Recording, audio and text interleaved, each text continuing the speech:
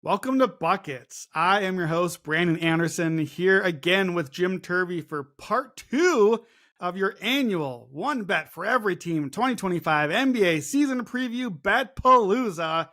Part 2. Hopefully you've already listened to part 1. If you haven't, go back and listen. The idea is very simple. Jim and I are going to go through all 30 NBA teams, and we will each give out at least one futures bet for every team in the league. We've already done the first 15 teams. That means at least 30 bets. And heavens, there were a lot more than 30 bets on part 1. Please go back and listen. We are doing these in League Pass ranking order by how we rank them, just for a little fun twist along the way. Joe Delara was part of our League Pass rankings as well. So no future J's today, just the one J. But you can find Joe's picks at Cash That, and we'll do our League Pass rankings along the way. Just real quick for a little summary, and if you haven't listened yet on part 1, again, go listen to part 1, but League Pass rankings from 30 down to 1. Here's our first 15, and then we will get into it. 30, Brooklyn Nets, then Miami Heat and Sacramento Kings. That was our bottom tier. The Jazz and Wizards in our Tanks for Nothing tier. All basketball is good basketball, tier 5. Number 25, the Clippers. Then we got a lot of East teams. Pacers, Bulls, Bucks, Celtics, Raptors, who both of us are very high on this year, might be our team of the pod part 1. Blazers, Sixers, and then we get to tier 4, which is where we are right in the middle right now. You've been waiting for 24 hours. Who else is in tier 4? It's our biggest League Pass disagreements. We already talked about number 17, the Suns, and number 16, the Charlotte Hornets. Before we get to number 15, which if you listened yesterday, we've already told you, so go back and listen. Jim, hi, hello. You ready for 1,000 more bets in an hour? Oh, always. Yeah. Again, as I said on the first one, this is probably my favorite. Just all these saved up futures that we have, all of the last few days poking through every book imaginable, every tab imaginable, and finding all the little nooks and crannies for hopeful value for you guys. We don't need to go into it in great detail, but suffice to say, if you didn't catch the first one, we did very well on last year's podcast, hoping to do very well on this year's. And yeah, I think we went long on the first by like a couple minutes over our stated goal, so we can probably just hop right in and get to it. Yeah, you're not kidding about the nooks and crannies. I think I have like literally looked at every market available at every book possible. Like we're checking everywhere to find possible bets. So let's get into it. At number 15, it's the Fightin' Flags, the Dallas Mavericks. We got a lot of bets on Cooper Flag here. What is yours? Yeah, you have a bunch of really, really fun ones. Tailed you on a couple of these already. You've talked about them on your previous podcast. Mine's pretty simple. It's Cooper Flag to get a triple-double at plus money. You can get plus 105 at Fanatics. Many ways to get in on this guy. And I'm excited about him. I think he is going to be a good player in his first year. I don't think he's going to like win a scoring title or anything. That's not really his game. His game is a very balanced overall game. Lean into that balance with a triple-double. If you look at Dallas, I think you and Matt think Kyrie's not coming back all year. Even if he does, it's not going to be until late in the season. They don't have a lot of creators. D'Angelo Russell will probably have like a good month and then have burned out and be put out to pasture and cut by the team. Brandon Williams is a guy I like, but even he is not like a really creative guy. I think that they are going to be running offense through their most talented players who aren't guards. It gives a lot of opportunities on the assist front for Flag here, which you'd think would be the trickiest part of it. I actually think, ironically, the rebounds might be kind of tricky because there is so much size. So you are going to have a game where he gets both of those, obviously, to get to that triple-double. But I think he has been shown himself to be a relatively healthy guy. So I'm going to go on this as my favorite way to play it that wasn't a Brandon play that you got to first. Because I'll be honest, I like yours and some of those longer numbers even more. But my way to get in on was a Cooper Flag triple-double at plus money anytime this season at Fanatics.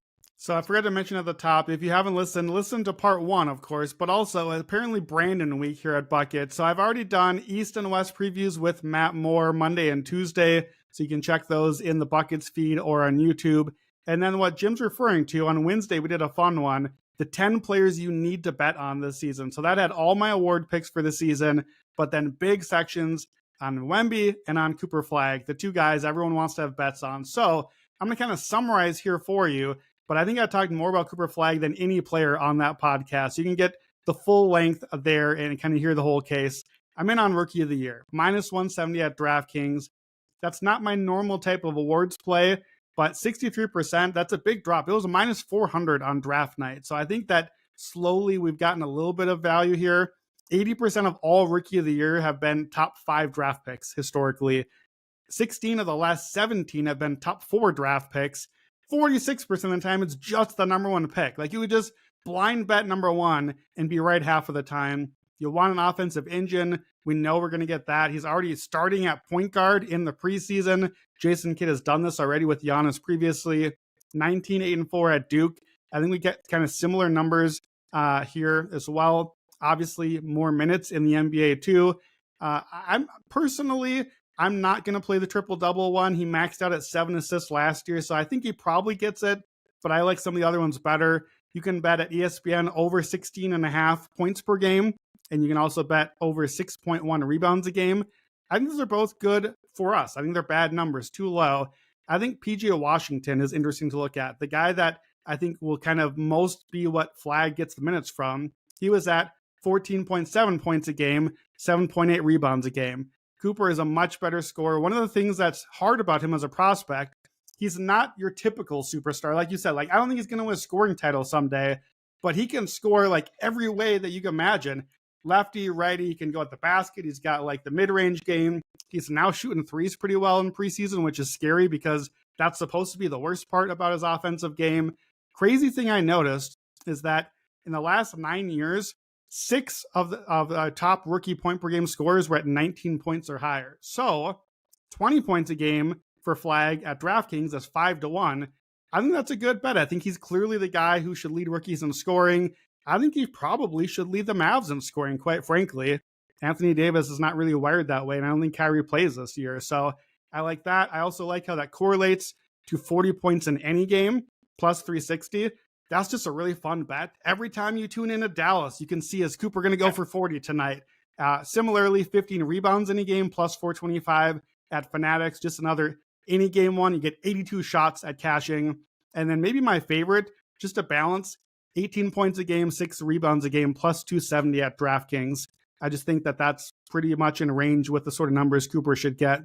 And quite frankly, probably a representation of Rookie of the Year, but at a much better price also. So again, I said more about all of those. I think I said plenty just now anyways, but lots of fun for Cooper Flagg. A team that you think is very fun that I disagree with, our personal biggest disagreement on League Pass rankings, the number 14 New Orleans Pelicans. Okay, you are high on this team. I have the Pelicans 21st, so bottom 10. They have two national TV games this year. So the NBA executives agree with me. They're tied with the worst in the league. You have the Pelicans 6th in your rankings. What am I missing? And what are your 17 bets in on the Pelicans this year? Well, and listen, we brought in Joe as the deciding vote, and Joe is closer to me. He has him 12th. My man Joe on the Pelicans train with me. And again, this is the League Pass ranking. I do not think they are the 6th best team in the league. However, I do think they're going to be pretty entertaining. I think that they will be pretty good. I have their over as a best bet, over 30.5, minus 105 at DraftKings. I'm also going to 40 plus at plus 700. I'm even going to the division at 100-1, plus 10,000. Wow. I'm taking Jordan Poole to lead the league in threes at 150-1. I'm taking Jordan Poole and Trey Murphy to each hit 3.5 to go over 3.5 threes at 25-1 DraftKings. I'm interested in this Pelicans team. I will say I got the notification literally as we were doing this Slack. Kevon Looney is out 2 to 3 weeks. Already don't love it. There is a case that this is a team that everything goes awry very fast and the injuries pack up and you are right on this team and things go bad. But I will say they don't have the pick. They've got a front office that is now going to be chasing wins because they got as much crap over the offseason as anyone. And very often those trades that the consensus is this is a terrible trade ends up being a pretty bad trade, but not nearly as catastrophic as people think. Usually those incredibly terrible, this is the end of the world trades are like, yeah, it was a bad trade, but actually this player was good and it's not quite as bad as everyone thinks. I'm interested in Jordan Poole. He was actually pretty good last year. He shot efficiently for one of the first times in his career, away from Draymond Green and the fear that he put into him in Golden State. And I think, the skinny Zion thing comes out every year. It's funny. I was going back and watching a YouTube preview. I don't know why, but from a couple seasons ago, they're talking about skinny Zion. It looks the best he's ever had. But it was in the past, it wasn't as much skinny Zion as it was kind of like, oh, he's bulked up. He's in the best shape of his life. He's big, but it's muscle. Like he literally looks to my eye about as in shape as he has since basically his rookie year. So I am buying into the Zion hype a bit. He was excellent last year when he was on the court. And I think that the biggest thing is the skinny thing should help him stay on the court a little bit more. Trey Murphy was hurt for big chunks of last season. That was kind of, the injury to him was what kind of pushed them over the hill and really got them into tanking mode. They started off not great, but then really kind of hit the turbo when Trey went out. Trey is a player who I'm insanely high on. Some people out there like the most improved player. I don't mind that as a sprinkle. I promise again, I mentioned my Virginia Cavaliers in the first half of the podcast. It's not entirely that. I think he is genuinely one of the most additive players in the league. I think he adds a lot and really doesn't take anything away. Herb Jones is going to be back. They had just so many injuries. And again, we'll talk about Memphis literally next. And this is a team where I am kind of nervous that the injuries are already stacking up. Don't love to see Kevon Looney there, but that's the only one that we've seen so far. So I think that there is a path. If this team stays healthy, I think it actually is a pretty good team.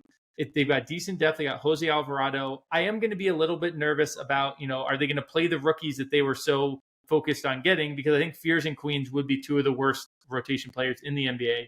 But Sadiq Bey, I think, is actually a pretty good rotation player. They have guys here. Yves Missi would be one of the better backup centers in the league. They have pieces here if they can do the right thing. I think Willie Green is a pretty good coach. So there's a lot of ifs and buts and and coconuts here. But I am interested in the Pels, and I find myself having soft spots here. So I think that's biasing the league pass ranking. But I do think that genuinely looking at this team, I think there is a path to them competing at least for a playoff seed in a really tough West.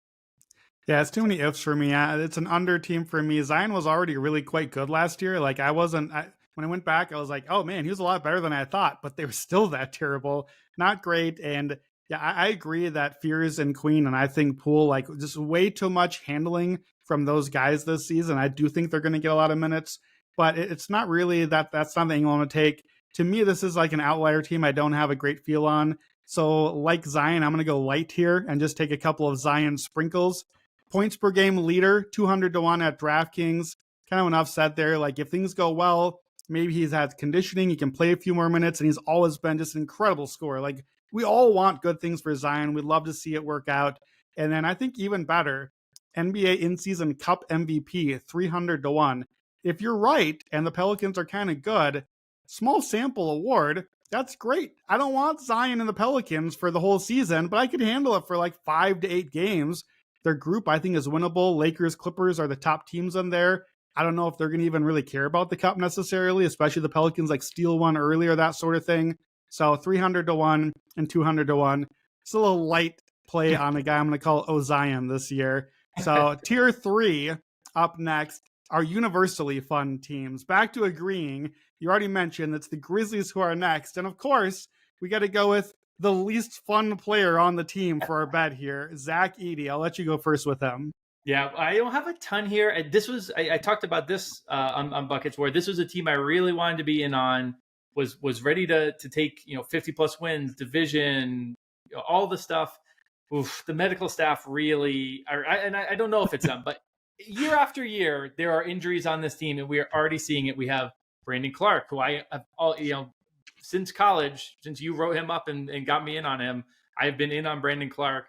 Jaren Jackson's hurt. Ja says he'll be back for opening night. But again, the thing with this team is you can't really trust the medical reports either. They're very sketchy in how they give out the news that someone's out and then they're not out. I'm going to bet on one of the guys who currently is listed out. It's Zach Edey, 12 plus rebounds, plus 1,000. This was light work for him when he was, after Thomas Isolo got hired last season. In those 9 games, he had 15.7 rebounds per game. Now, do I think he can maintain that? No. But is 12 rebounds a 10-1? No, absolutely not. I don't like that at all. So I do like it to bet. I don't think that number is good at all. Right. So I'm going to be on that bet. I would look at Jaren Jackson game to game under rebounds once Edey comes back as well. He cut into the last couple of games of the season. Jaren Jackson was at like 1 rebound a game. He was like, oh, you tell me I don't have to rebound. I'm in. So there's this Memphis team again, I want to be in. I like them. I agree that they're a universally fun team, but man, the injury stuff has me super sketched out. So I'm just gonna keep it to one long shot here. Yeah, I'm playing ED rebounds too. 8.3 a game last year, but 21 and a half minutes. With Iasalo, he played 31 minutes a game the last 6 games last season. So, that, like you said, almost 16 rebounds a game in those. His rebound rate went up from 1 every 2.5 minutes to 1 every under 2 minutes from there. So that pace, even like a 28-minute ED game, gets him like 13 and a half. So 10 rebounds a game is even odds at BetMGM. I won't necessarily need to go too much in that, but if you do like the Grizzlies, you can bet at DraftKings 10 rebounds a game for ED plus Grizzlies division at 30-1. That's double their typical division odds, and I think ED's got to be part of it. So I don't mind that as just kind of a Rockets fade. We'll get to them shortly. 12-1 rebounds, I'm in on that one too at BetMGM, 10-1. And then you're going to go 14 rebounds at 40-1. No, don't want that, because if you go 14, let's go straight to the jackpot. Yep. Love this. I think this number is terrible. Zach Edey rebounding per game leader, 200-1 at DraftKings and a few other books. Rebounding per game is the key here. It doesn't matter about these early missed games as long as he doesn't get too far out. Get back in the court, play your 58 games I think we need to get to this one.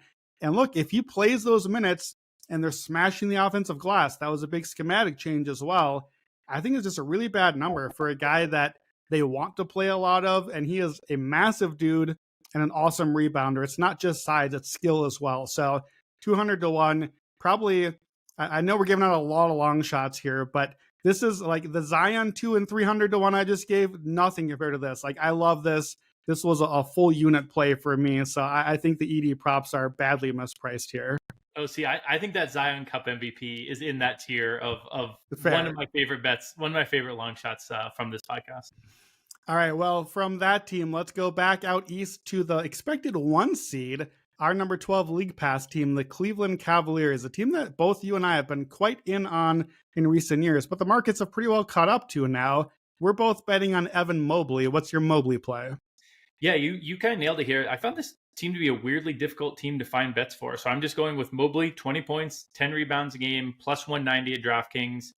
You got Garland and Strus out to start the season. I think Mobley's going to get a little bit more usage there.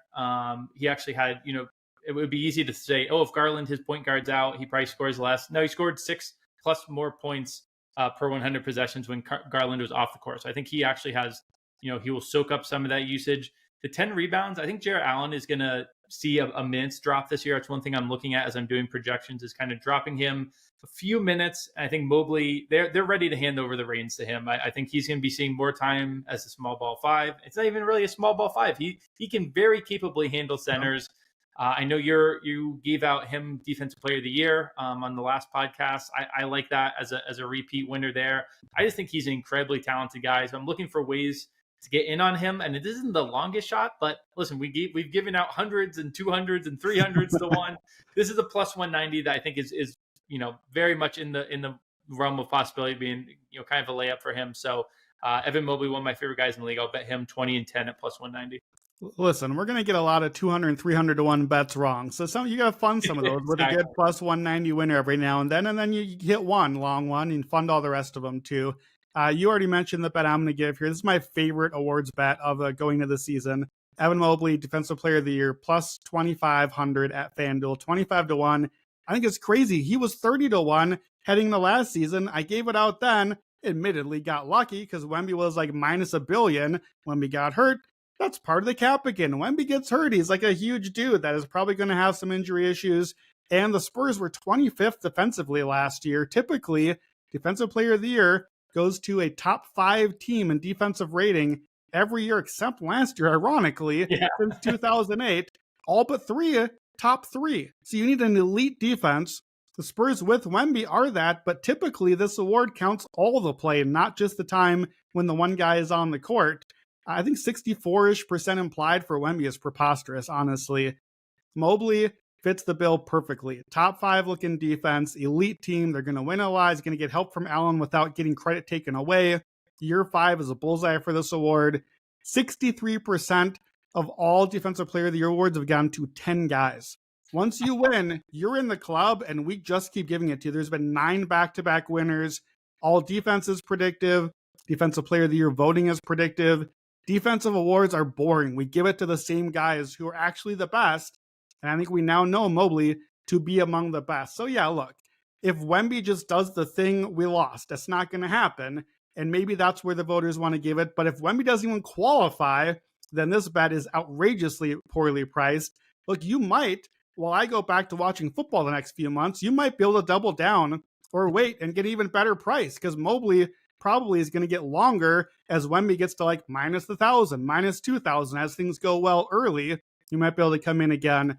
I just think Mobley is too good and too obvious of a candidate. And look, I know you're going to get to Chet in a little while. Chet's got the similar injury issue as well. So if the top two guys who should be winning the award can't qualify for it potentially, I think Mobley is right there in the mix. So that's my favorite awards play for the season. Number 11 in our awards, not in our awards, number 11 in our league pass rankings got cut up. I'm so excited about Mobley, Defensive Player of the Year. The Atlanta Hawks come in at number 11.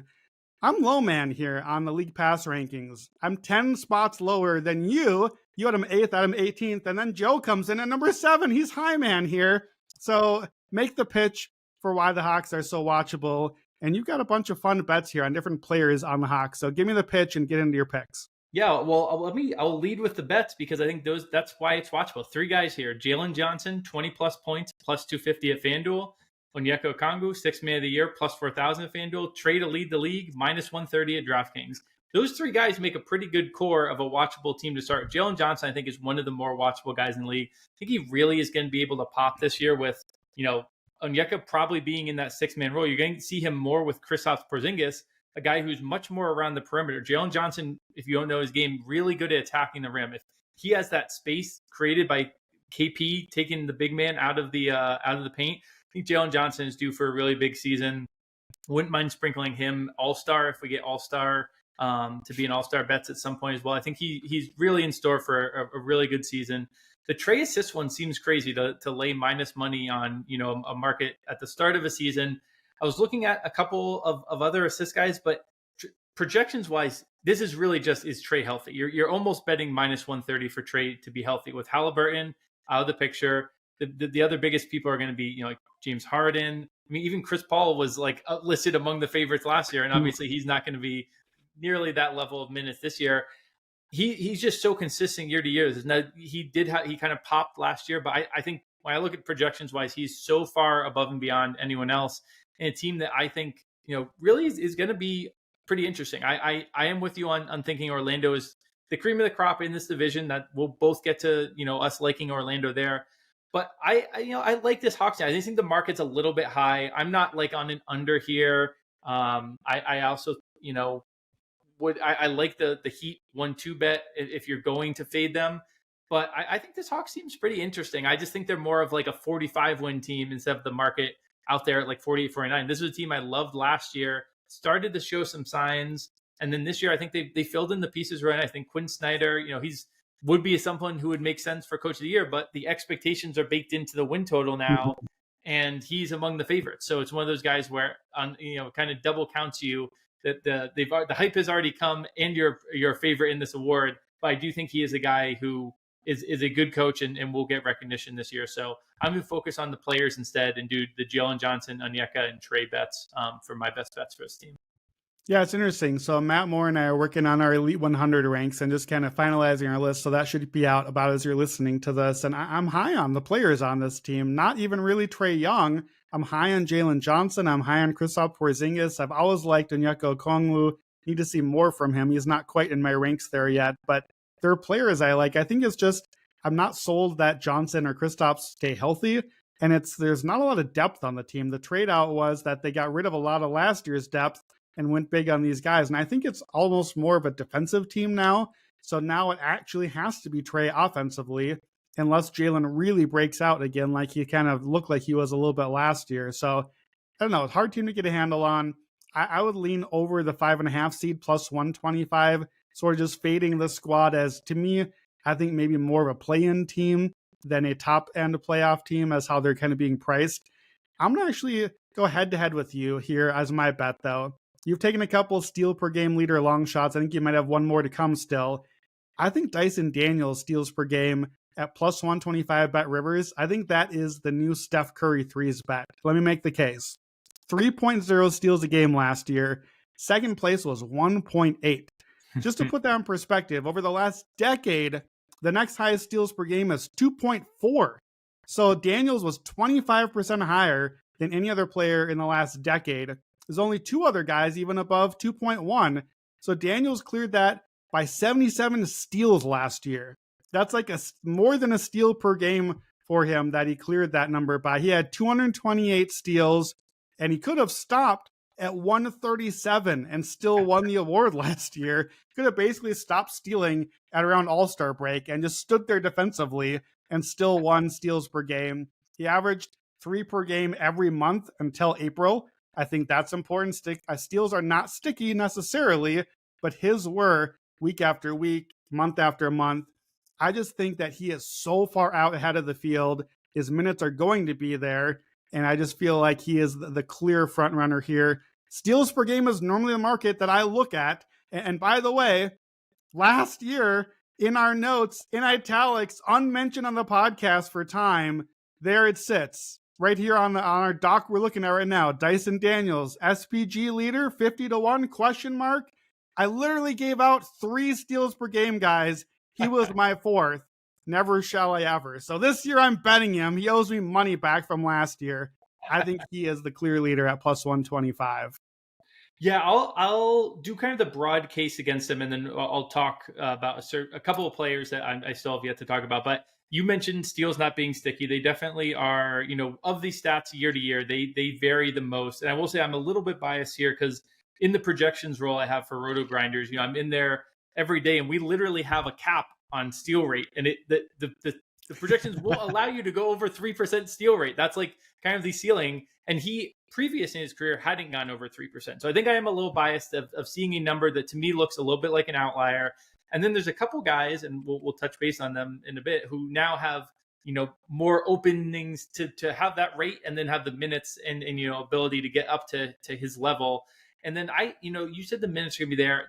I think they will be there, but I do think Nickeil Alexander-Walker is a guy that could eat into his minutes a little bit. But overall, I do agree with you on the depth of this team being a little bit tight. And it's why I kind of like the Jalen Johnson and Onyeka and Trey Betts is they're going to go like 7-8 deep and like basically cut off there. So I think it's going to be a lot of minutes for those guys. And if one guy's out, it might even be like, all right, Jalen, you're playing like 38 minutes tonight. You're young. You got the knees to do it.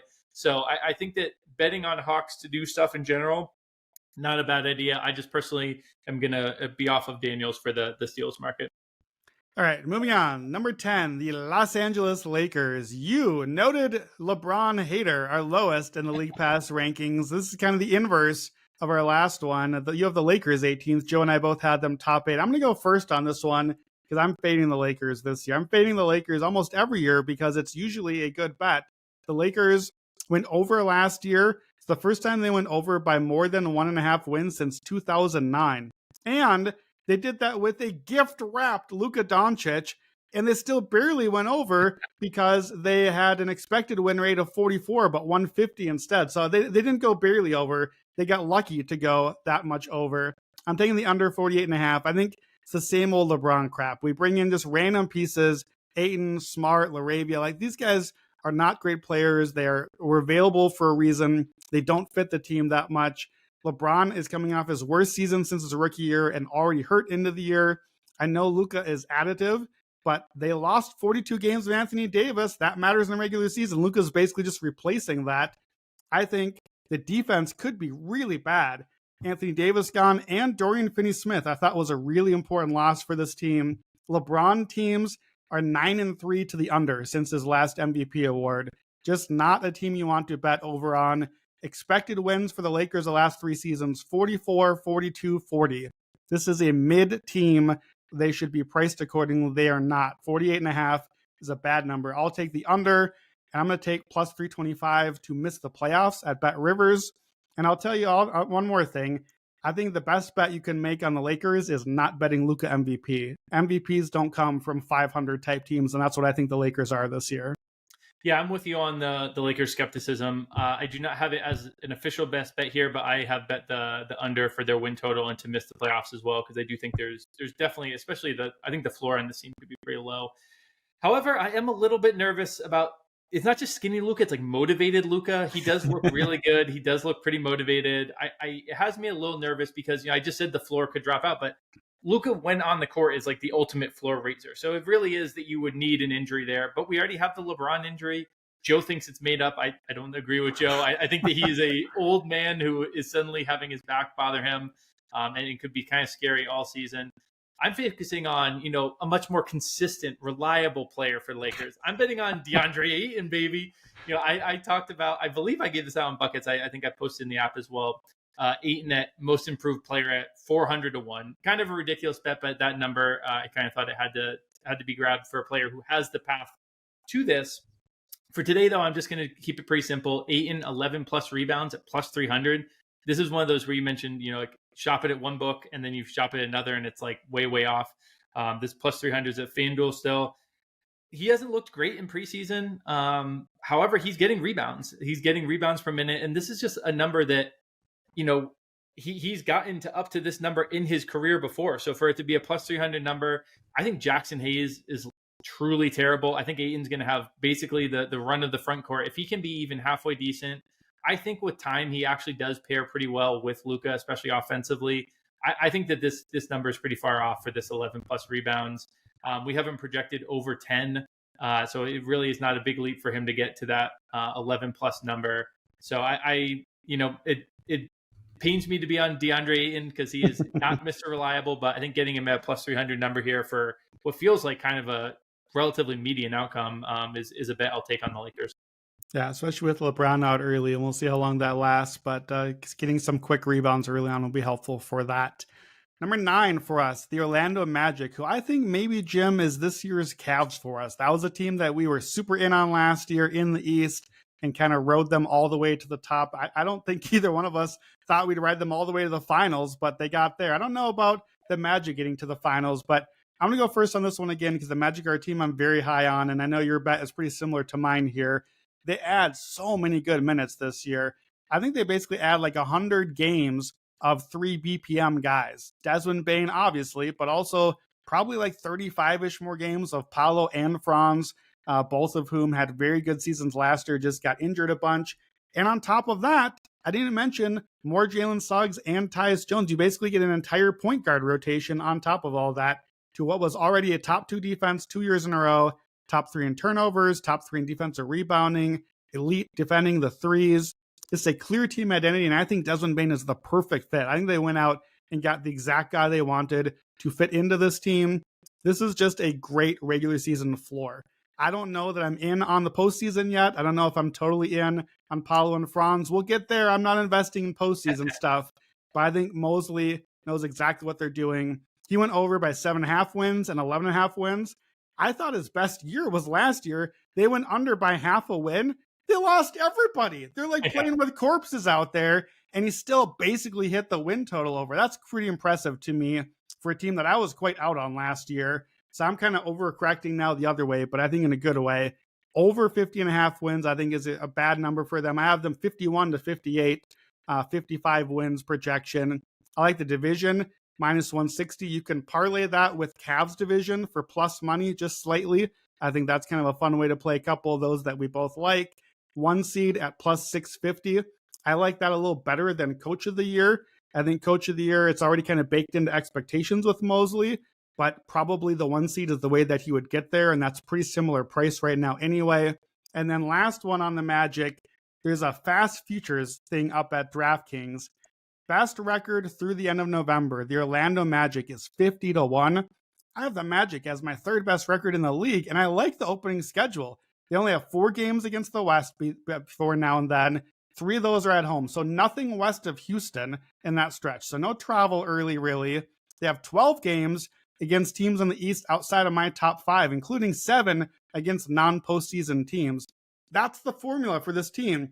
I don't want you against the Thunder and against the top teams. I don't know if I believe that yet, but I do believe you can beat up on these bad teams. I love that one. It's one of my favorite long shots at 50 to 1. I know you are in on the Magic as well. but kind of hard to find the right bet for them since we're not quite there in the postseason still. Yeah, I don't have a ton to add. My best bet is the division at -165 FanDuel, but that bet that you found for the best record by the end of November is my single favorite bet on this entire podcast. So Wow. if you need to pause and go get it, that is my favorite bet on the podcast. Yeah, very in on the Magic. You pointed out the soft schedule to start the season. I kind of like that for the division as well. I think they're going to get out. I think this is going to be a -250, -300 number by the end of November, by that kind of time when the things heat up. And then we can get a look at the Hawks, see if it's coming together, see if they have already suffered an injury and we just sit on the ticket, see if anything weird's going on with the Heat, all that stuff. So I think that laying minus money on division isn't always the most entertaining bet, but I think it's going to be bigger minus money pretty quickly as they get off to a good start. Part of the reason I struggle to find bets on his team, though, is because all of the player bets are kind of, Franz 20 plus points, Paolo 25 plus points. It's actually a good thing, though. I think all their numbers are going to come down a little bit, if anything. If you see like a Paolo under, I don't think you can do this, but if you could somehow like parlay tongue twister, parlay a Paolo under but with a Magic win total over. I think that because Bane is here, there's so much more usage spread out. Paolo and Franz basically, they alternated when they were hurt, so they really bumped up their usage last year. All three of these guys on the court, they're actually going to score less, but that's a good thing. I think Paolo is not going to be as inefficient as he has been in the past. If Suggs is there, that's like four pretty high usage guys, and Wendell Carter's playing well in preseason. So you might get some pretty flat numbers. No one like really popping with crazy numbers and like a pretty defensive scheme there in Orlando. But again, these are all like pretty good things. I think they're going to be a really, really good team.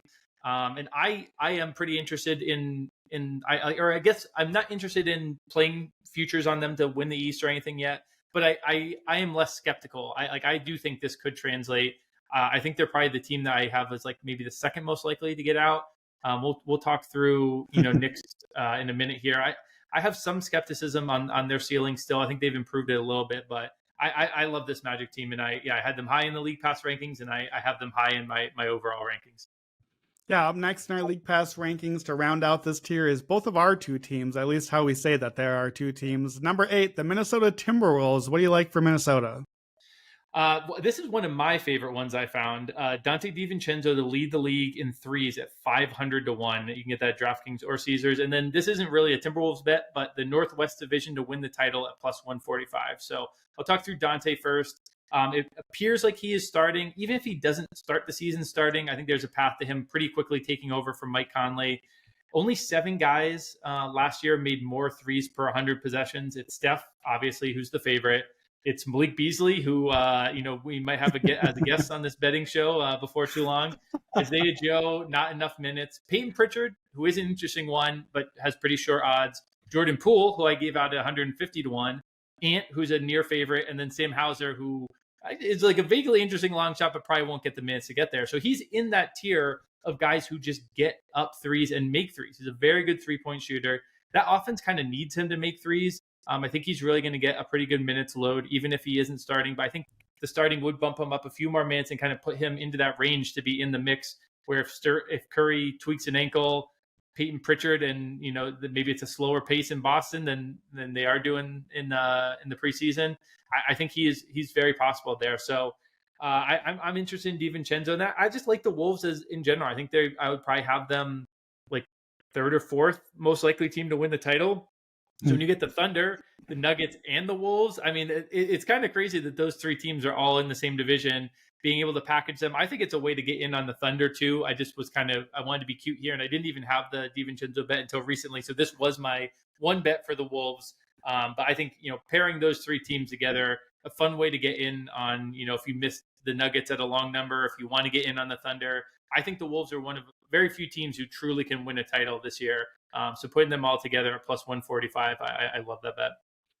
Well, true to form, as I sport my Timberwolves shirt, I do not think the Timberwolves are going to win the title, because what Minnesota nihilist sports fan would ever believe we could actually win the real thing? So I don't love that one, because I think you're paying for too many extra outs. Certainly you're paying a little bit, at least for Portland and I guess Utah. You're probably not paying a lot for Utah on that bet, like a plus 0.002 or something. But I had a hard time actually finding a Minnesota bet. I don't usually like to bet on my own team's skepticism on whether this is my own team anyway.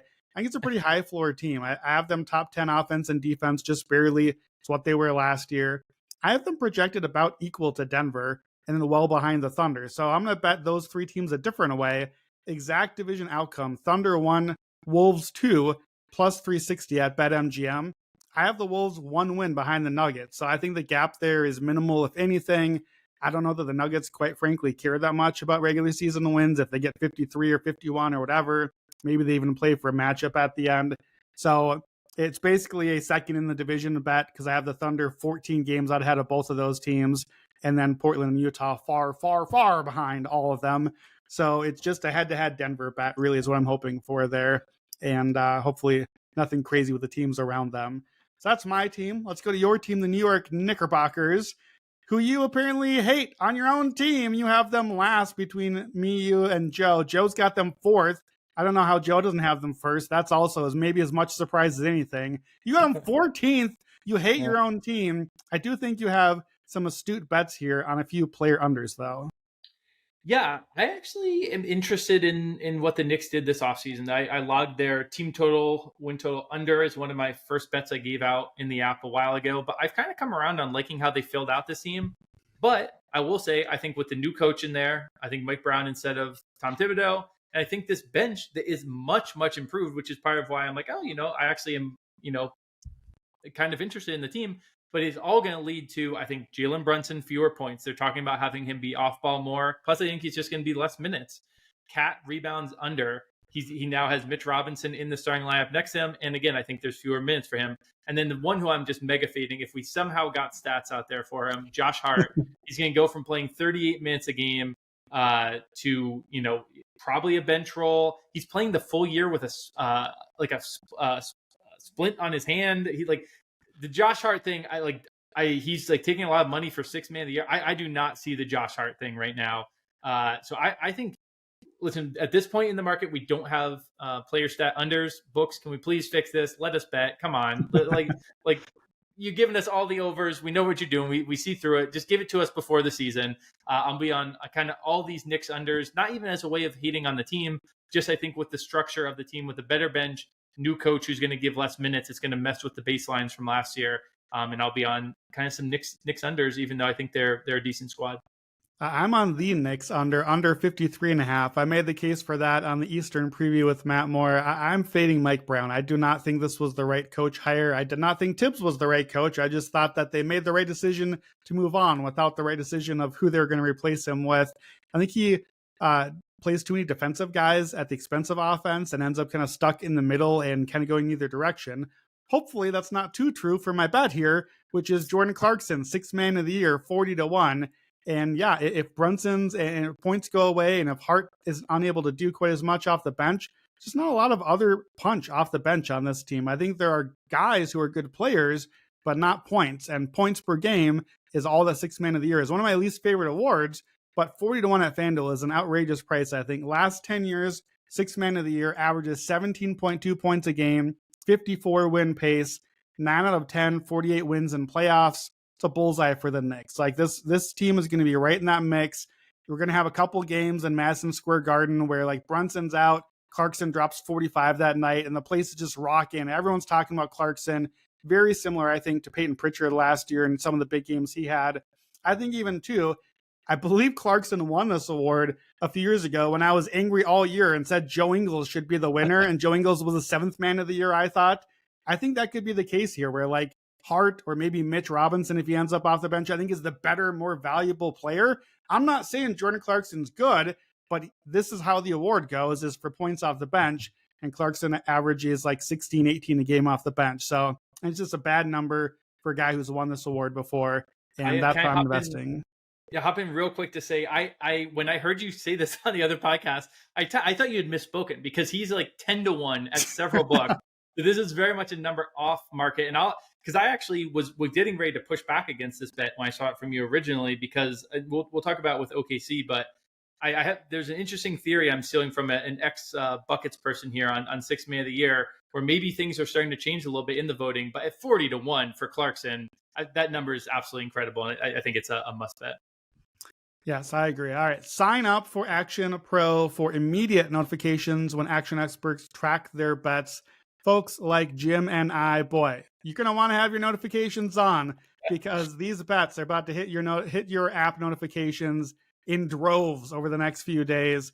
A lot of bets coming in. Well, we probably have over 100 bets here that are going to all make it into the app. Whenever our phones stop being on fire from loading things in, you probably got to put baseball bets in. I got like an entire NFL slate to break down. There's going to be a lot of notifications coming. You're going to want Action Pro for those.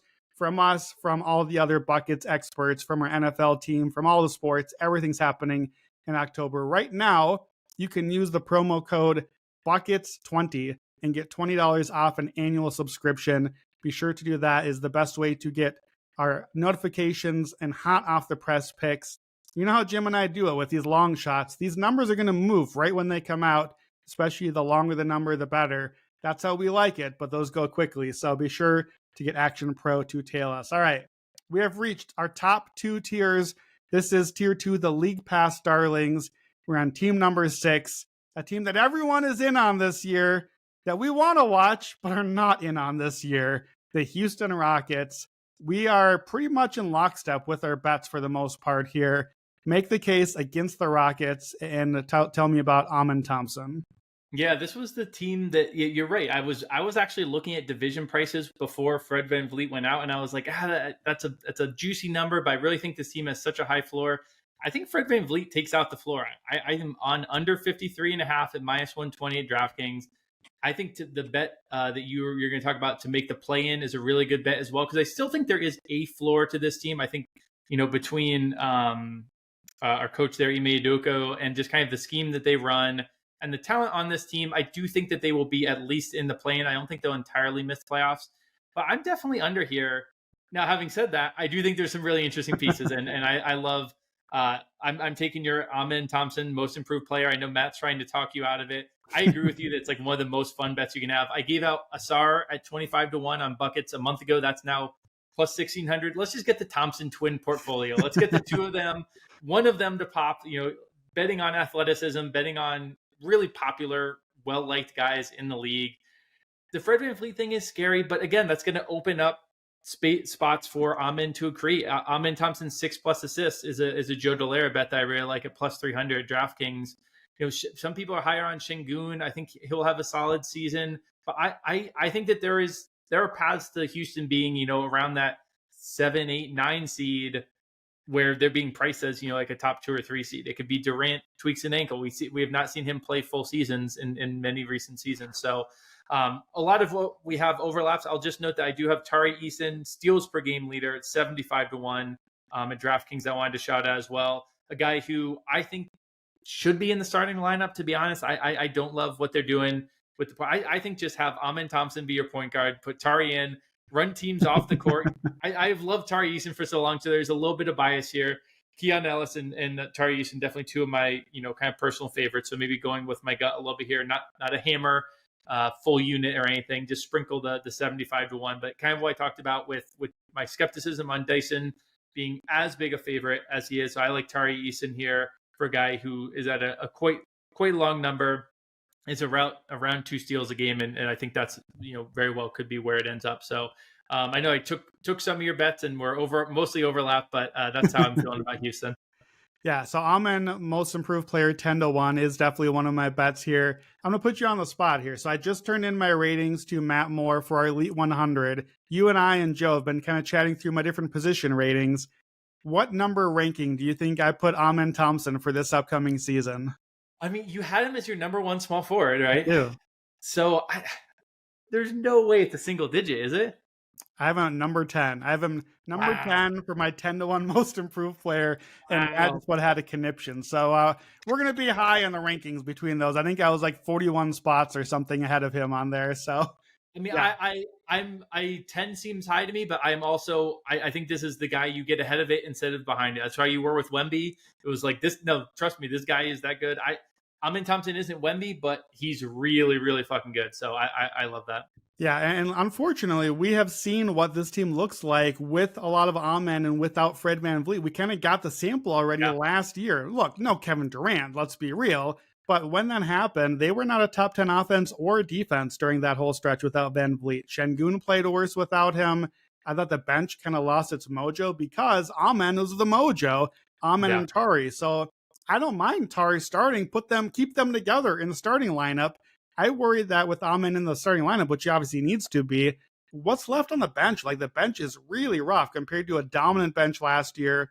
I think Reed Shepherd should come off the bench. I like Reed, but I think they need him, but it's a lot on him to come through. I think the offense is still kind of a fake profile overall. Durant should help some, but they were 23rd in EFG last year.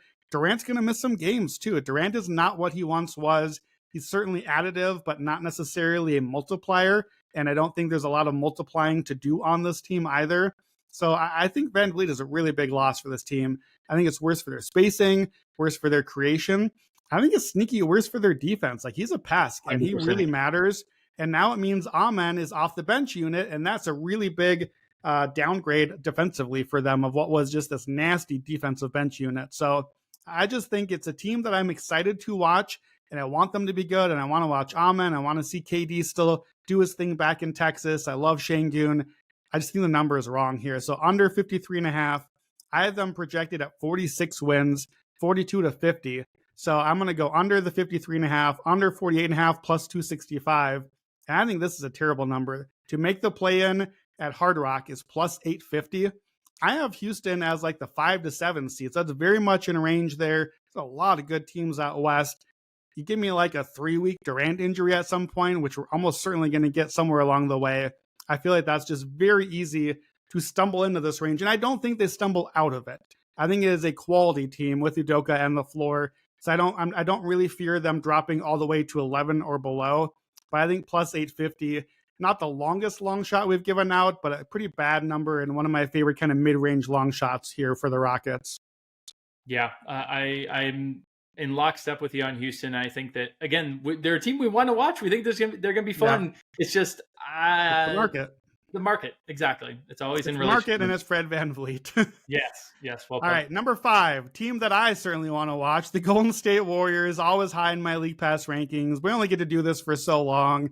You're fading the Warriors. I can't blame you. They're a really, really old team. So tell me about the Warriors. Yeah, of all the teams up here, this is probably the team I had the least on because I do have a lot of questions. I think the way to do it is to lean into the questions. I have them to miss the playoffs plus 270 as my best bet. I also have a note here, though, that I think you can kind of wait. I wouldn't do it right now. This is the healthiest they're going to be all season. Wait until they pick up an injury because I think this is a team that one injury actually impacts them a lot. It's not that I don't think they have good bench depth. I actually think their bench is decent. But I think that their stars are they're such good stars. But if Steph is out, it's essential. If Jimmy is out, it's kind of essential. If Horford or Draymond are out, it's like kind of essential. I think these guys are really important, even on a team with decent depth. So I think you can wait. This is the healthiest they'll be. Wait until they pick up the injury, then play it. You're obviously it's going to move, but I would actually like chase, and I would do it right then, especially if it's like a semi-serious injury.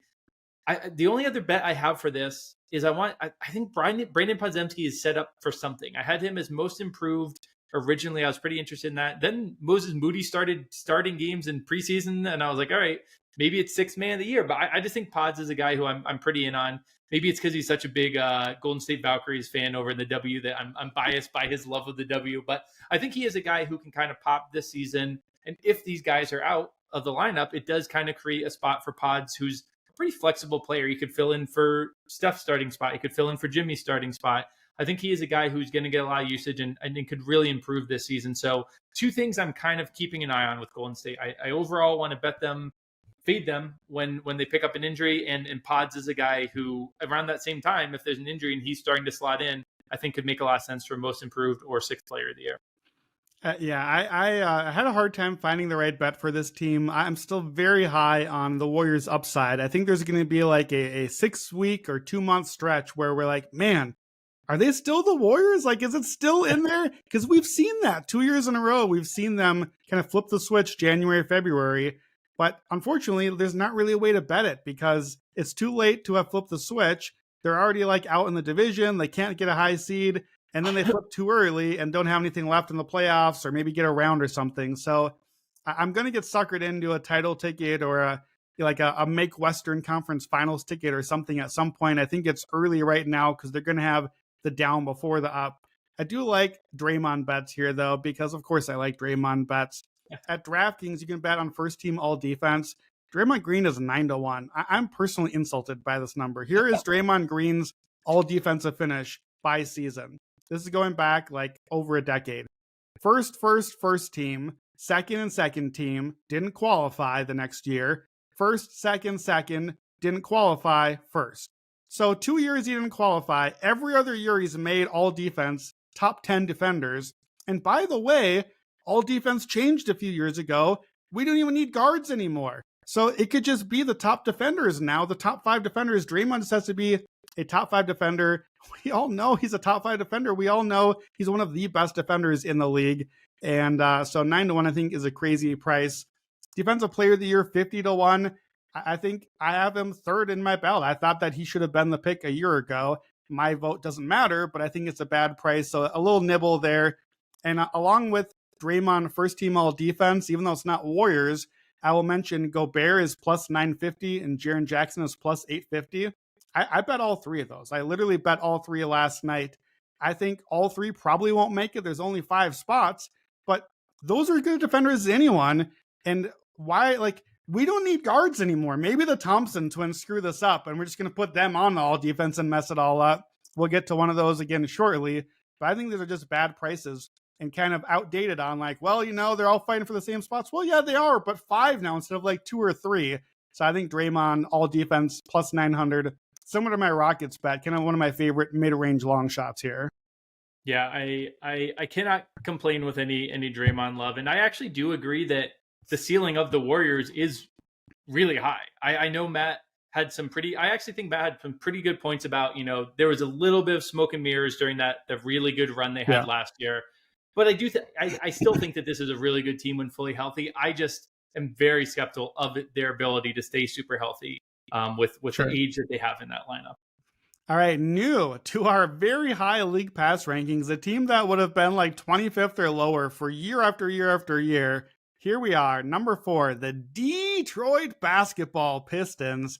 Your number 1 league pass team. I can't even be angry about that. I had them 4th. They finished 4th here for us. We love the Pistons. They're a fun team to watch. What is your Pistons bet for the year? Yeah, so I gave out my favorite Pistons best bet a while ago. It was Asar Thompson, most improved player. It was, like I said, it was 25-1 down to 16-1. I don't think I would chase it at that point. But again, I'm not going to deny you if you want to get in on any Thompson twin to win any award. It's just they are 2 of the most fun, lovable, popular players in the league right now. I'll still do Asar. I'm going to do steals per game at plus 700. This is going to be more of a sprinkle because I do wish it was a longer number. He's the second favorite in the market. Again, this is the general skepticism I have towards Daniels. And like, honestly, even if Daniels runs back his last season, he could get a pretty good run from his money from Asar. Asar had 1.7 steals in 22 minutes last season. If his ceiling's 33 minutes, he's suddenly looking at, 2.5 steals, which is, right where if you just slightly regress Dyson Daniels, they're going to be neck and neck there. So I think the biggest thing with Asar is going to be, can he stay on the court in terms of health-wise and in terms of foul trouble? The foul trouble, usually players are able to grow into that. It's something you can learn. It's a skill you can learn in the NBA, avoiding fouls. Now, maybe that comes with a tiny regression in steals because all those the aggressiveness results in steals, but I think he can grow into that. And then the health stuff, he did have a really big health scare last year. I think that actually, you can flip that and say, he didn't have an off season last season. This year, he is coming in fresh. He's coming in with an off season. He should be about as ready to play a lot of minutes as, anyone in the league. That as long as the health stuff has been taken care of, which I have not heard anything saying it is not. This is a guy who I think, is really ready to make the leap into, the top tier of defenders in the league. Any way to bet these guys, I'm going to be interested. So we did MIP earlier. Now we're doing steals per game. All the Thompson twin bets that we can possibly have. Yeah, I can't really even be mad about this one. Asar is the one guy I certainly fear the most for the Dyson Daniels steals per game. Like, he was the one other guy I looked at in that market, so I don't mind it. I love Asar. I actually have him rated top 50 in my Elite 100. I just checked. I have Asar Thompson ahead of where Matt had Amon Thompson. So one of us Wow. is real wrong about one of those ratings. We will see. Asar, by the way, is 18-1 for first team all defense. I think that's probably not going to happen, but not totally outlandish if he gets the minutes there. He was really good defending in the playoffs last year. I think people are going to notice both the Twins a lot this year. I'm going to go with the division exact bet here. I think the Pistons are a very, very good team, but not quite the Cavs. Cavs 1, Pistons 2, exact outcome is plus 158. I have the Cavs around 60 wins, Pistons high 40s, and then I have the Bucks way off at 40. And we talked about the Bulls and Pacers long ago, down in like the 30s, if that, for those teams there. So I think that's just kind of a chalk-looking division to me at the top, and that's fine. It's a shorter number, but I think it's the right way to bet. Cavs 1, Pistons 2. We make it to the defending champion, Oklahoma City Thunder, at number 3. I ended up slightly the low man on League Pass rankings only because their games are over at like halftime. Like they're so good that they're like less watchable later in the game. What are your Thunder bets? Yeah, so I am with you on Shea MVP. I think that is the right way to approach the MVP market in what's, I think, kind of a boring year for MVP this year.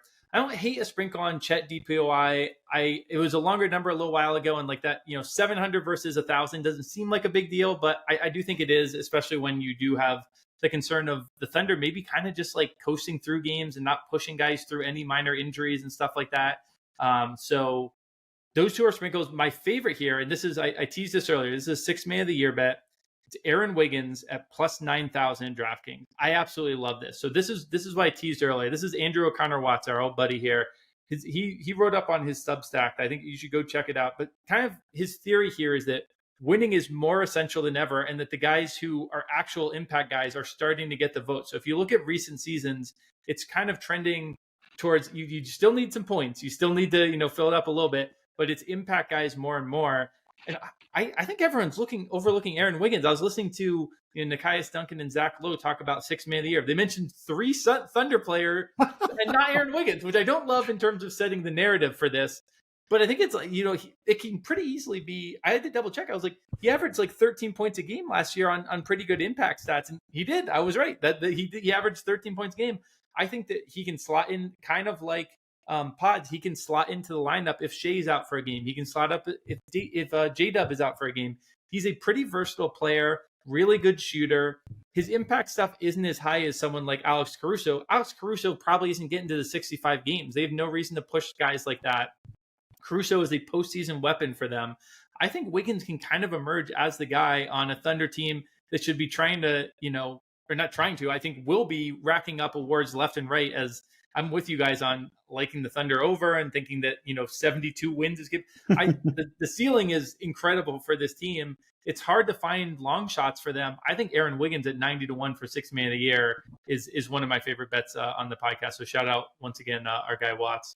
Yeah, I really like this one, actually. I just checked, and I have him 5th most likely 6 man of the year in my own 6-man ranking. So certainly at 90-1, I think that's a good bet. I think it's also a good sort of hedge on investing in SGA and J-Dub, which I'm going to do, because if really we like this team, everything about them, except if one of those two gets injured, and if one of those two gets injured, probably it's going to have to mean more Wiggins and more points in their stead. It's going to still be not a great team, but I think that sets up well as sort of like a Thunder hedge, or almost even weirdly a way to somewhat fade the Thunder if you kind of are thinking, why could it go wrong? Really quickly on Shea MVP, plus 275. It's just an absolute bullseye. You already know about MVP, age 24 to 28, 25 points a game score, top 2 seed, 59 wins or more, 72 games or more. Shea checks every box. 16 of the last 17 MVPs have had either all of those things or all but one, everything except Embiid. So Shea is the best player, best team, a 1 seed lock. I have them 14 games ahead of Denver, 30 points a game score. The defense on the team is going to inflate all of his metrics. He's been top 2 EPM, BPM, CPM, OPM. Pick another metric. I'm sure he's top 2 in all of those. Top 2 in voting. That is predictive as well, each of the last 2 seasons. I don't even really think voter fatigue is as much of a thing since he just won the title. I just think Shea is the clear favorite. I would take him versus the field, even with the injury risk. If I knew he was healthy, I think I'd take him like minus 200 or something. Like I just think it's another Shea year, even if it's boring. So plus 275 multi-unit. I will invest in J-Dub as kind of not a Shea fade, but a Shea alternative. Two ways here. Western Finals MVP, J-Dub 50-1 at Bet Rivers. Shea's plus 185. So this is just straight up an odds play. Shea is 35% implied. J-Dub's under 2%. Is he really 18 times more likely in the Western Finals? In the Finals, I don't think I can get there. We want the best player to be the guy in the Finals MVP. It matters. We just made up Western MVP like 3 years ago. We give those awards to Jaylen Brown. Why can't Jalen Williams win it? That's fine. And J-Dub Cup MVP, 100-1. I think I like even better. The group that they're in has Minnesota, tough, but then Kings, Suns, Jazz. That screams Minnesota and OKC both go through into the next round, regardless of that game. So now you're in the final 8, you're the Thunder, and you're going to be good. Shea is 5-1, J-Dub's 100-1. So again, 17% for Shea, 1% for J-Dub. So it's 17 times more likely for Shea to an MVP. All it takes is one game in the final that you just had a big game for J-Dub and you were the star player and got them over the line. And now it's the champs and the defending MVP and you're the star. Let's get you an award too. I think just a good way to invest in Thunder with some J-Dub long shot Thunders that I don't think should be as long as they are. And then I know you like this one, so I'll just mention it. At DraftKings, exact outcome, 72-75 wins, 25-1. It's crazy, but this team is so good that I legitimately think that is a playable number, as I like it better than 70 plus wins, which most books have. I think if they're that good and that close, then they got to be pushing and try to get to 72, 73, 74 range. So that's the bet. They're so good that this is even the top of the escalator. DraftKings has a 76 wins or more at 100-1. Don't bet that. If they win 76 games and I bet this and I lose that way, take my money. You can just have my money. I've watched the greatest team of my life. Congratulations to the Thunder. Yeah, I like that one. I really love the J-Dub ones. I hadn't heard those before you were on the pod. Today I was listening to it, out raking the yard, instantly put the rake down. Both. Absolutely love those two J-Dub, the Finals MVP and Western Conference MVP. Again, yeah, it's just not those in those two markets. Like a Finals MVP, I agree with you, should be 18 times more likely. Those ones definitely not. I absolutely love those ones. All right, we're down to our last two, our final tier by League Pass rankings. No surprises at the top. Maybe the only surprise that our number 2 team is not number 1, perhaps. Our number 2 League Pass team, the San Antonio Spurs. It's all Wemby all the time. We got some Wemby bets. What are yours? Shocking. 2 Wemby bets. The shocking part is I'm also on the under. So let's talk through what I'm thinking about here. The under 44.5, I like it minus 105 at Caesars, but I do like Wemby 5 plus assists plus 390 at FanDuel. Wemby 12 plus rebounds plus 200. I think the number is just a little bit inflated here. It's a team that I'm nervous betting the under on them. It's also a massive, massive leap based off of what we've actually seen from this roster. Now, if any player can lead that massive, massive leap, it is Wemby. You got Fox out to start the season. They looked a little shaky. Like it wasn't perfectly smooth in the few games that they did play together. And now they aren't even going to have the preseason and early season to work through that. It's a tough schedule out west.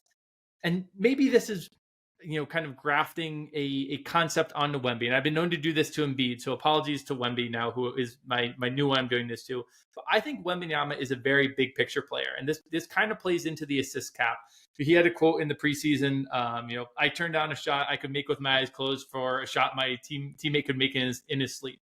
I think he is a very big picture player who this year is going to kind of see things and say, we're not winning the title this year. I want to get players involved. I want to build Dylan Harper up. I want to create this, connection with the Aaron Fox. I don't think he's going to feel urgency to win 45 games this year. I think he sees the West, sees how hard it is. Again, am I grafting this entirely onto him? Yes. But is there a player who I think has had as good of a big picture view of the league as Wemby in a while? I really don't. I think he's an incredibly intelligent player. I think he's going to be, I think the franchise is okay with one more year of being in the 40s, getting another 13th pick, 10th pick, something like that, kind of getting people involved, creating this team with a vision for the long haul. Wemby should be there for another 20 years. He should have plenty of bites at the apple. I don't think there's a sense of urgency this year for this club. And to have that big of a jump when there's not a sense of urgency, it was a little too high for me. Even if I am on Wemby, the 5+ assists, the 12+ rebounds. I love Wemby, and I think I'm not worried about the health thing. This isn't really a Wemby health thing. I just think that number is a little bit too high in a really tough West based on what we've actually seen from the team so far. Yeah, I think that makes sense. I like the any game bets better for Wemby than the every game bets. By the way, there's a Wemby to get a block every game in the entire season at like plus 130 or something. No, thank you. I don't need to be sweating out 82 games of Wemby in like the fourth quarter and just like, oh my gosh, is there going to be a bet? Or he like sprains his ankle in the first quarter and is he going to come back in? I like the any game bets because I just want, that means I get to watch him all season and hope at any point something crazy happens. So I talked a lot about Wemby on the Wednesday podcast. Listen to that one. We'll give you that. That's the 10 guys to bet on this season. So here's the bets I gave out, and I'll make the case for my favorite. If you like the shorter odds ones, minus 280 to lead the league in blocks. Yeah, Wemby's probably going to do that.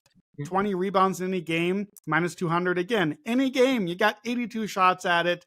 I like the apple you're talking about. Give me 82 apple bites at 20 rebounds in a game. I like blocks better than assists. You're going to have Wemby more blocks than assists, plus 170. I'm a bit down on his assists, so we're a little bit off on that one. My favorite one, though, is Wemby to get a 5x5 in any game. It's plus 340 at FanDuel. This, to me, is a hammer bet. This was suggested by our longtime listener, John Chen, so shout to him. This is a hammer play for me. It's crazy, too, because there's only been like 25 in NBA history, and I'm still so confident that Wemby's going to do it because in 2024, he did it twice already. He did it on Halloween, and he did it back in February, and he almost did it 2 days in a row in February. He missed by one assist one day, and then he got the 5x5 the next day. So for his career in 117 games, he's had 2 5x5s. That's a 1.7% shot. So if you have a 1.7% shot and play 55 games, not even that much, you have a 61% shot of doing that thing at least one time. So better than 50-50. We're getting plus 340. If you go down to only 1% odds in 40 games, that still is only plus 200. So we're still not even as low as what this number is. I think it's the other way. I think he's getting better. I think he hopefully stays healthy and we get maybe like 65 games and it's closer to like 3% any given night because he's ridiculous. That's 86%. That's minus 600. This is plus 340. That's the math. You should bet it. It's available at DraftKings as well. It's my favorite Wemby bet, and it's just a fun one. Who doesn't want to root for a 5x5 all season? Yeah, I joined you on that one. I think maybe our friend John loved it as much as you did because down to plus 290, but I think still well within the range that you laid out there. I joined on that number as well. Yeah, I think it's plus 300 at DraftKings. And look, I don't know if it's really a minus 600. I'm blanking on what it was, but Wemby's rookie season, there was like a Wemby to record 5 blocks in the game or 7 blocks in the game or something. And I was like, this is a ridiculous price. This might cash by like the end of November. And I was wrong. It cashed by like game 5 in October. So I don't know that this is a game 5 bet. We'll give it to November, December, but I wouldn't be surprised if he has multiple 5x5s. I would take the escalator. If you find me a multiple 5x5s, I'll play that one too. Last team, Jim, we made it. It's the Denver Nuggets. And I'm going to call our shot here. Last year on the version of this podcast, our number one team, the heavy favorite, was the Celtics. This year, that's the Thunder. We were not in on Celtics futures last year. We liked the division, but weren't in on futures. We are not necessarily betting Thunder futures. This, I think, is our team. This is our title team we're identifying. Could this be 2 years in a row for us? We got a lot of bets in on Thunder last year. Both of us are looking at similar odds here, similar bets on wanting Nuggets futures. So I think it's time. I think this is our team for the year. This was my and Joe's number one league pass team. You're never going to be mad if the Nuggets are on TV. It's always going to be something fun with Jokic. What bets do you like for this team? Well, I do absolutely love a title sprinkle. We've talked about, having missed the best of that number, but I still think I would bet this Denver team. I know Sean Little, I think that was his first pick in the futures draft that they did there, and I really can't complain. This Denver team just seems like it is put together perfectly right now. The bringing in Cameron Johnson, absolutely love that. Jamal Murray, the buzz around him is like electric right now of him being, the best that he has ever been, which, you can weigh that as much as you want or not. And the Jokic is just Jokic. So you put that together, and here's the 3 bets that I have. It's Cam Johnson, 3+3s at plus 245 on DraftKings. I think that's a Joe special there. And then one of the DraftKings team specials, Cam Johnson, 3+3s, Jokic 28 plus, Denver title. Now the Jokic 28, I wish this was Jokic 26 plus or Jokic 10 assists or something, because I actually do think that Jokic scores a little bit less this season. But it's kind of like when we were talking about Orlando, where less is more. I think they need less Jokic, which is part of why I like Shea in the MVP. And again, it's a good thing. I think that they are going to be able to not wear him down as much. I love the Jonas Valanciunas as the backup center thing. I think that is perfect. They have been so dreadful when Jokic is off the bench and off the court. I think Joe Val is really like the peak, like slot him in as the backup center. He will float you with like the number 12 offense and number 12 defense, or 18 defense or something when he's on the court. You won't really lose all that much. You're obviously not be as good as when Jokic is on the court, but I love this team. If anyone sees Jamal Murray to be an all-star out there, I want that bet. I'm buying into the buzz. I just think that this Denver team we've seen how hard it is to go back to back. And I do think that this Thunder team is a little bit different than a lot of these other teams trying to repeat. I think they should be the favorite. Last year, I did not think the Celtics should be the favorite. I disagreed with that. This year, I think the Thunder should be a favorite, but I don't think it should be as short as it is. And the Nuggets are very much the team that I have as the second most likely. So I think there's an inherent edge when you put those two factors together. Love watching them, love rooting for them. And I just think that they really finally did a good job in the offseason where they have struggled in the past. So I think that really opens the door back up for them to make a run and be title champions. How am I messing up the final words of this podcast? We've done 2 hours and 15 minutes and I now can't speak correctly. I guess I'm burned out finally. I think so. I think we're there, but I pretty much agree with everything you said. Cam Johnson, I think, is an awesome addition. I think this is the best roster that they have built around Jokic, including the one that won the championship. I think back to that championship team, they have now swapped out 2 guys from the starting lineup for what I think are better players and better fits on the team right now, from KCP to Christian Brown, and then Michael Porter Jr. to Cam Johnson. I think Cam is a great fit. I think his spacing, his threes are going to be better. He's going to not go cold from time to time. He's a much just better, consistent shooter. He's got a little bit of a different skill set that I think is going to play well with Jokic as well. We haven't seen, it's been a long time since we got Gary Harris with Jokic, but I could see some similar synergy developing a little bit with Cam Johnson perhaps as well there. I just love this team. It's a very, very good team. I'm going to tell you on the Cam threes, Jokic 3 threes, Jokic 28, and Denver title 35-1 at DraftKings. I'm with you. I kind of wish Jokic was a little lower, but this is the only one. Like, I wanted some combo at a long number. It's what we did with OKC last year. You and I both had a combo with OKC. I don't think it's quite as good as this one because those were correlated. I think, like you said, this one is almost a bit negatively correlated. So I guess I will also give out, I just looked it up. Best number right now for just a Nuggets title future at FanDuel is plus 850. I will say this. I got to go back to my burrow and watch football for the next few months. I don't think 850 is the best number you're going to get this season on the Nuggets. I think Jokic tends to start the year slow at times. There are going to be some injuries. They know exactly what they are. They're going to play the long game. We got a long season, a lot of chances to invest. So I think you're going to wait and get a better number there. But we'll say buy low when you can on Denver title futures is my bet and your bet here. Just looking for the right price and the right time on this team that I agree. The Thunder are the rightful favorites. I think the Thunder are the team that you have to start with. But I think it's been since like 2018 or 19 now that the defending champion has even made it past the second round in the playoffs. It's just really hard to go back to back. And Shea and J-Dub, it's a lot on their shoulders offensively to carry the load. And I think Denver is the team best built to step in. And I don't know if Denver can beat OKC head-to-head in 7, but I'm not going to count out Jokic, and we're a long way from even getting that. But this is the team that I want to watch. I want to see Jokic do all the Jokic things. I don't know how long we're going to keep seeing him at absolute peak version, but it's already been longer than I think we might have expected it to. So let's keep it going. Buy the man all the horses that he needs. Just build up the roster and make him happy. And let's see how the Nuggets do this year. You messed up your final outro before, so I'm giving you another chance. What else do you have to say before we wrap this thing up?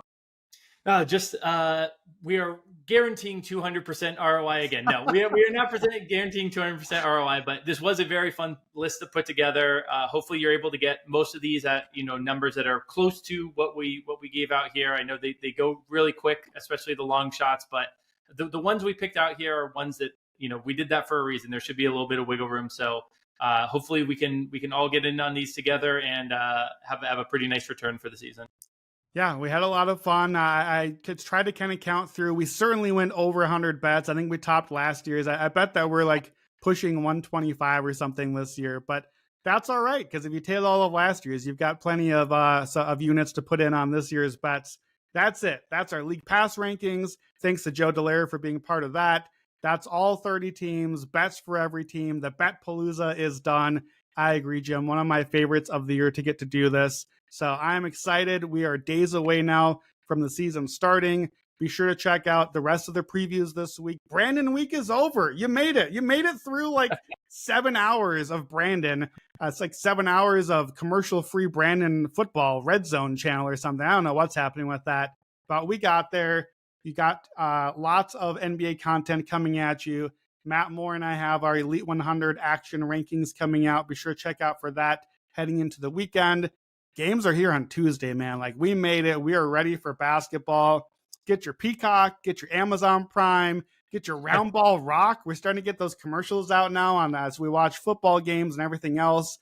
Man, I'm excited. We made it here. Let's wrap this thing up. Thanks to our producer, David Payne, and the whole production crew for putting up with 1 billion bets in 2 hours, and 2 hours is putting it kindly. Thank you all for listening at Bet-Palooza.